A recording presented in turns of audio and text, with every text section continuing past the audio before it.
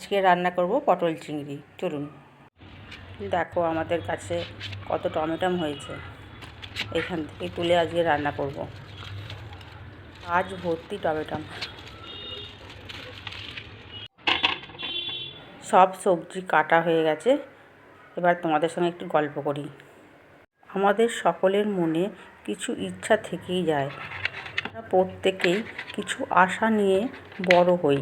সময়ের পরিস্থিতিতে অনেক সময় সেই আশা পূরণ হয় না, কিন্তু কিছু করার ইচ্ছাটা সব সময় মনের ভেতরে থেকে যায়।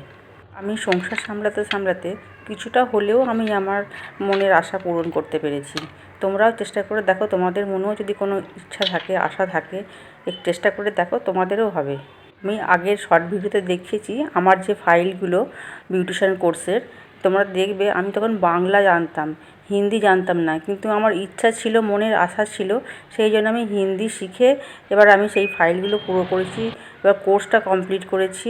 তখন আমার যেটা মনে হয়েছিল ওই সময়টা করে যে এইটা আমি করতে পারবো, তাই আমি করেছি। তখন সময় বার করে সকাল 10টা থেকে 12টায় ক্লাস থাকতো বিউটিশিয়ান কোর্সে। ওই সময় আমি ওই সব বার করে ওইটুকু ক্লাসটা আমি নিতাম। নিয়ে এসে তারপরে আমি আমার ঘরের কাজকর্ম করে বাচ্চাকে স্কুল থেকে নিয়ে এসে আমি আমার আশাটা অনেকটা হয়ে পুরো করেছি। কোর্সটাও আমি কমপ্লিট করেছি। করে আমি একটা ছোটো পার্লারও খুলেছি। আমার যতটুকুনি আশা, যতটুকুনি আমি পেরেছি ততটুকুনি আমি করেছি। সংসারের কাজটাও অনেক বড় কাজ। বাচ্চা সামলানো, ঘরের আমার কোনো হেল্পিং হ্যান্ড ছিল না, তা সত্ত্বেও আমি চেষ্টা করেছিলাম, মনে আশা রেখেছিলাম। তোমরা মনে আশা রাখো, তোমাদেরও যদি কোনো আশা থাকে তোমরা অবশ্যই চেষ্টা করো, তোমাদেরও পুরো হবে। সময় খুব গতিশীল, সময় কারোর জন্য দাঁড়িয়ে থাকে না। আমাদের লাইফে চলতে গেলে দুটো পার্ট প্রভাব ফেলে। একটা হচ্ছে ডিসিপ্লিন, 2 নম্বর হচ্ছে মোটিভেশান। এই দুটো জিনিস আমাদের লাইফকে তৈরি করতে খুব হেল্প করে। প্রত্যেক মানুষের কর্মজীবন আলাদা, তাই প্রত্যেক মানুষের ডিসিপ্লিনও আলাদা। আমাদের সমাজ নানা রকম কর্মজীবনে ব্যস্ত। প্রত্যেক লোকের লাইফস্টাইলের সঙ্গে কারোর কোনো মিল নেই। আমাদের সঙ্গে অনেক গল্প হলো। গরম তেলের মধ্যে গোটা গরম মশলা দিয়ে এরপরে পেঁয়াজগুলো দিয়ে দিলাম। এগুলো দিয়ে এবার ভালো করে ভেজে নিচ্ছি নেড়ে চেড়ে। পেঁয়াজটা ভাজা হয়ে গেলে এর মধ্যে আদা রসুন বাটা, নুন, হলুদ, লঙ্কা গুঁড়ো, পরিমাণ মতো লঙ্কা গুঁড়ো দিতে হবে। দিয়ে ভালো করে নেড়ে চেড়ে কষাতে হবে। মশলাটা কষানো হয়ে গেলে ওতে একটু টমেটোর পেস্টটা দিয়ে দিলাম। টমেটো পেস্ট করে রেখেছিলাম, তোমরা গোটাও দিতে পারো, আমি পেস্ট করে রেখেছিলাম। দিয়ে ভালো করে কষাতে হবে যতক্ষণ পর্যন্ত তেল না ছাড়ে। একটু চিনি দিলাম স্বাদের জন্য। তোমাদের যদি ভালো না লাগে তোমরা চিনিটা স্কিপ করতে পারো।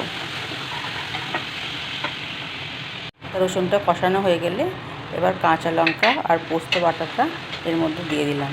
দিয়ে আবার একে ভালো করে নেড়ে চেড়ে কষলাম।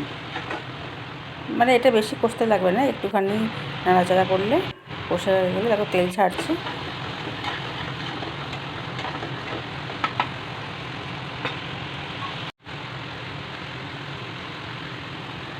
হয়ে গেলে এবার সব কটা সবজি দিয়ে দিতে হবে।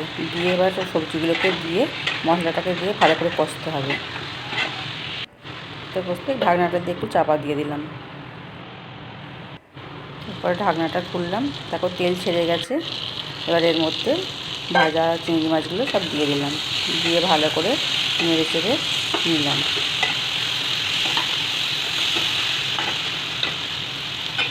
কষা হয়ে গেলে এর মধ্যে জল দিয়ে দিলাম। জল দিয়ে এবার ভালো করে জলের মধ্যে মশলাটা মিশিয়ে নিলাম।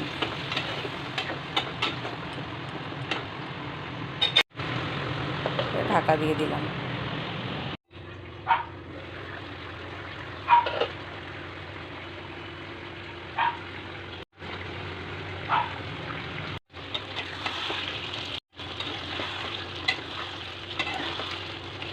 দেখো এবারে সবজিটা হয়ে গেছে।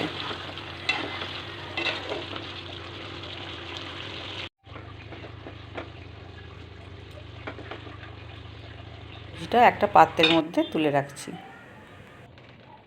খুব সিম্পল ঘরোয়া রান্না, খেতে খুব সুস্বাদু হয়। তোমরা বানিয়ে দেখো, খেয়ে দেখো। রান্নাটা ভালো লাগলে সাবস্ক্রাইব, একটা লাইক অবশ্যই করবেন।